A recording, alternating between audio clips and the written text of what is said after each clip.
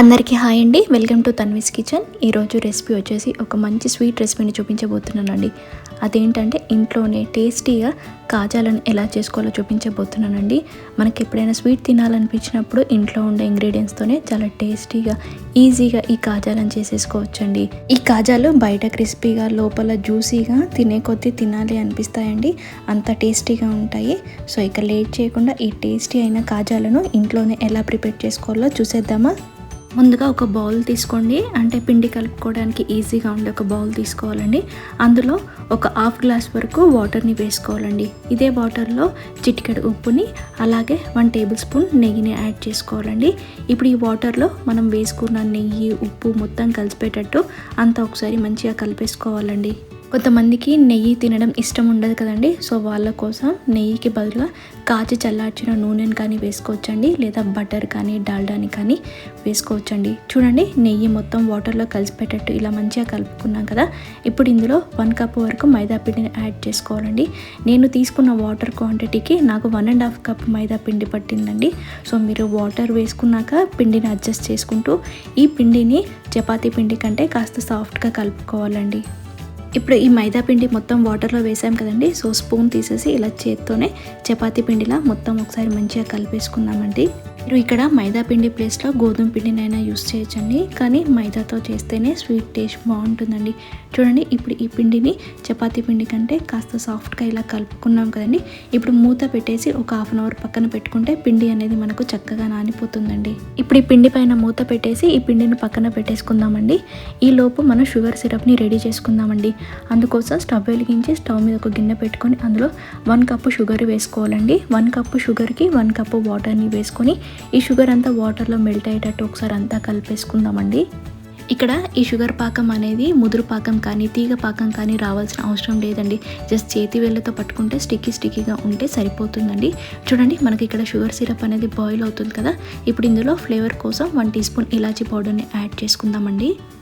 ఒకసారి sugar syrup ready అయ్యిందో లేదో చెక్ చేసుకుందామండి. చూడండి, ఇలా చేతి వేళ్ళతో పట్టుకుంటే మనకు స్టిక్కీగా ఉంటే సరిపోతుందండి. ఇలా స్టిక్కీగా వచ్చిందండి.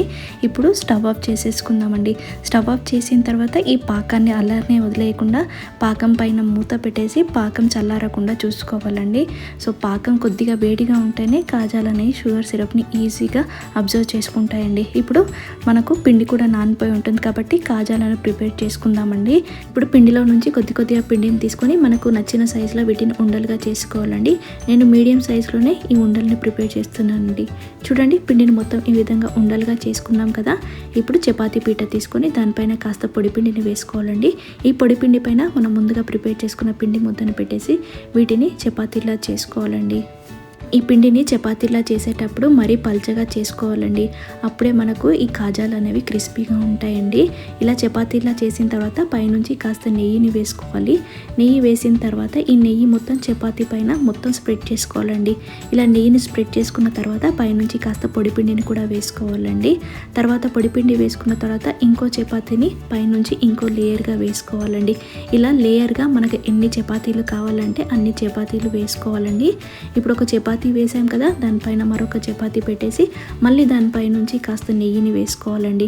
నెయ్యిని వేసుకున్న తర్వాత ఈ నెయ్యిని చపాతీపై మొత్తం స్ప్రెడ్ చేసుకొని మళ్ళీ కాస్త పొడిపిండిని కూడా వేసుకోవాలండి.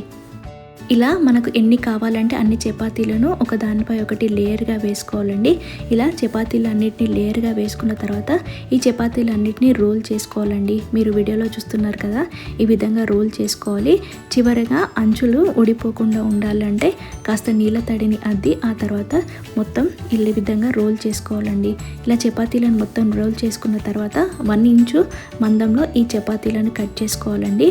ఎడ్జెస్ని మాత్రం తీసేయండి, ఎందుకంటే అన్ఈవెన్గా ఉంటాయి కాబట్టి ఎడ్జెస్ని తీసేసి ఇలా 1 ఇంచు మందంలో పిండిని మొత్తం కట్ చేసుకోవాలండి.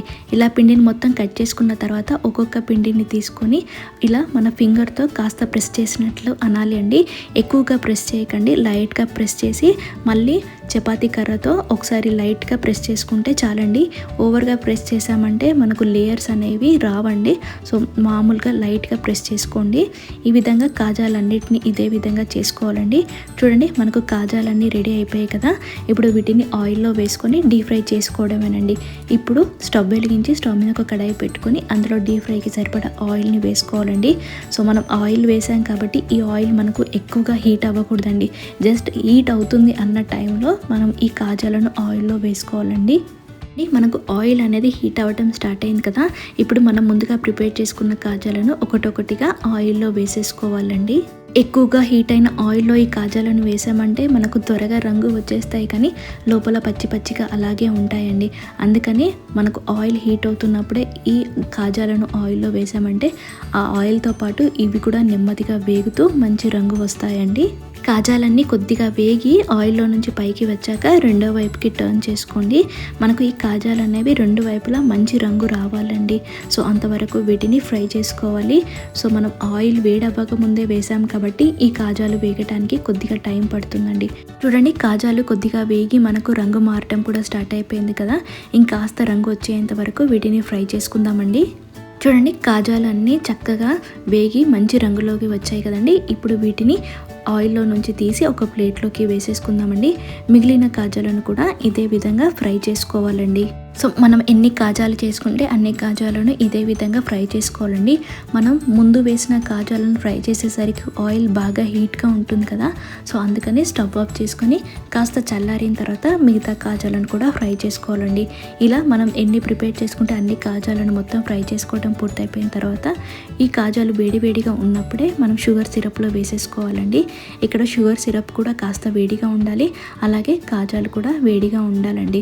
అప్పుడే కాజాలు అనేవి షుగర్ సిరప్ని ఈజీగా అబ్జర్వ్ చేసుకుంటాయండి.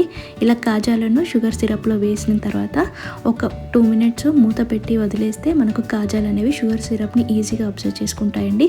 సో 2 minutes తర్వాత షుగర్ సిరప్లో నుంచి ఈ కాజాలను తీసేసుకుందామండి. ఇలా కాజాలను వేసి తీసేసిన తర్వాత మిగిలిన కాజాలను కూడా ఇదే విధంగా షుగర్ సిరప్లో వేసి 2 minutes ఉంచి ఒక ప్లేట్లోకి తీసుకోవాలండి. షుగర్ సిరప్లో నుంచి తీసిన కాజాలను ఒక సర్వింగ్ బౌల్ తీసుకొని అందులోకి సర్వ్ చేసుకుందామండి. చూసారు కదా వేడి వేడి టేస్టీ అయిన జ్యూసీ అయిన కాజాలు రెడీ అయిపోయాయండి. ఇలా కాజాలను మొత్తం సర్వింగ్ బౌల్లో వేసుకున్న తర్వాత పైనుంచి కాస్త పిస్తా తురుముతో గార్నిషింగ్ చేసుకుంటే ఎంతో టేస్టీగా అండ్ జ్యూసీగా ఉండే కాజాలు రెడీ అండి. చూసారు కదా ఈ కాజాలు చేయడం ఎంత ఈజీయో, టేస్ట్ కూడా యమ్మీగా ఉంటుందండి. సో ఇంకెందుకు లేట్, మీకు ఎప్పుడైనా స్వీట్ తినాలి అనిపించినప్పుడు డెఫినెట్గా ఈ రెసిపీని ట్రై చేయండి. టేస్ట్ మాత్రం అదిరిపోతుందండి. చూడండి కాజాలు మొత్తం షుగర్ సిరప్ని మొత్తం అబ్జర్వ్ చేసుకొని ఎంత జ్యూసీగా ఎంత క్రిస్పీగా ఉన్నాయో, టేస్ట్ కూడా అంతే స్వీట్గా సూపర్గా ఉంటుందండి. సో ఈసారి ఎప్పుడైనా స్వీట్ తినాలి అనిపించినప్పుడు డెఫినెట్గా ఈ రెసిపీని ట్రై చేయండి. ఈ రెసిపీని ట్రై చేసిన తర్వాత మీకు ఎలా వచ్చిందో డెఫినెట్గా కమెంట్ కూడా చేయండి. ఈ వీడియో మీకు నచ్చినట్లయినా లేదా మరిన్ని వీడియోస్ కోసమైనా please subscribe to my channel, like చేయండి, షేర్ చేయండి.